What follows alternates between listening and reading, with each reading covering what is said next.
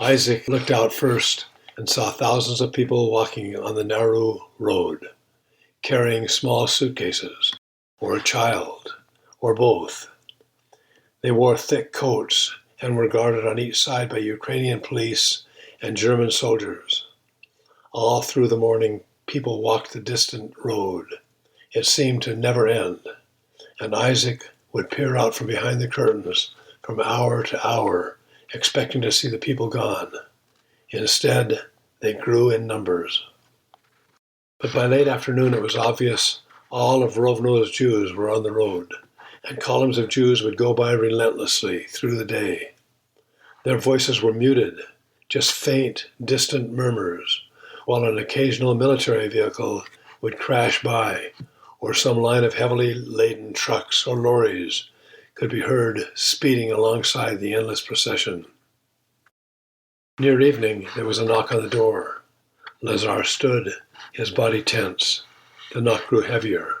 When he opened it, a German officer in a starched, he saluted with his arm upraised, his fist gripping leather gloves, and then quietly took Lazar aside. The family stood back in the corner of the main room, afraid to be seen.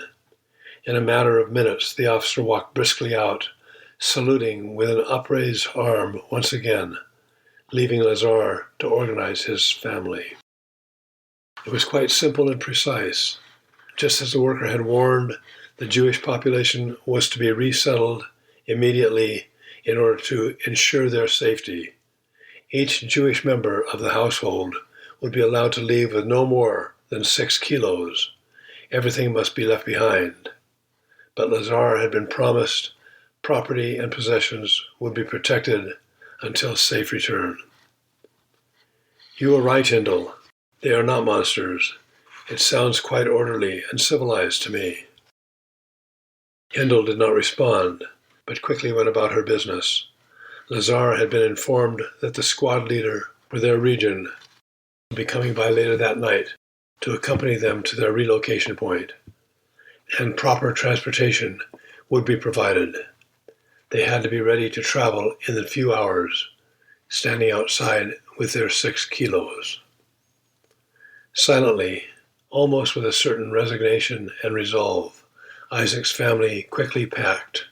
Hindle first helped her son, putting into a small cloth suitcase only the necessary clothing, some hard bread wrapped in a newspaper, and soap. When Isaac attempted to place his Zeta's cane into the suitcase, Hindle stopped him. We'll come back later for the cane. It will be safe, I promise. Isaac was shocked.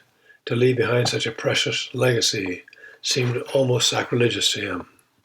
But he felt so helpless and confused at this point, whatever his parents said to do, he would do. It did not seem like some kind of new adventure.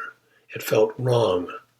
A sickening kind of heat rose up in his belly, and a tense heaviness settled in his chest, forcing him to breathe more deliberately.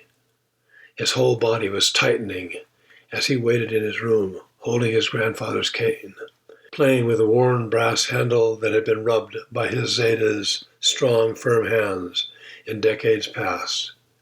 He sat on his bed, clutching the cane to his chest, resting his head on the handle, and stared into the darkness of rooms beyond his doorway. Then he heard a truck and a Kübelwagen, a jeep-like military vehicle, and voices outside. There were shouts, orders, and suddenly Hindle appeared. She rushed into the room, putting her finger to her lip, and with the other hand pressed 2 objects into his palm. Then she kissed him, and just as silently she walked out, indicating that it was time to leave. He looked into his hand and saw 2 gold rings. Somehow he understood that he was to keep them safe, and he quickly placed them on his fingers, hoping that they would not fall off. Then he picked up his cloth suitcase and walked out of his room, glancing back at the cane as if he were abandoning some living friend. It leaned against the bedstead, as it had for months.